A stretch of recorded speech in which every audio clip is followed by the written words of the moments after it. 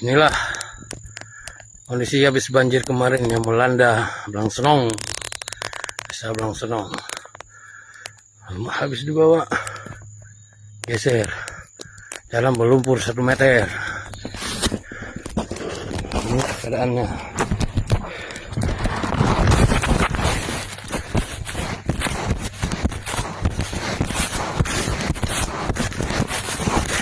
Banjiran 12 meter.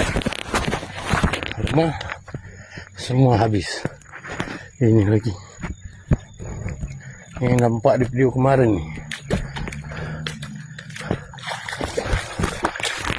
Lumpur kan.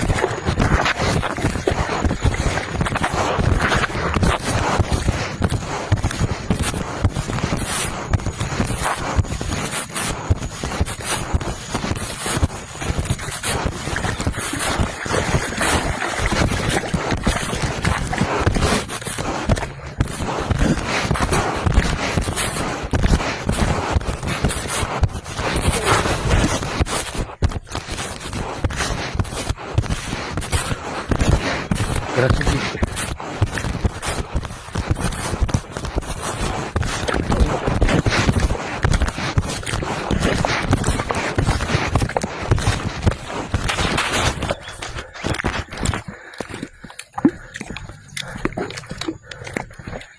Aku mati.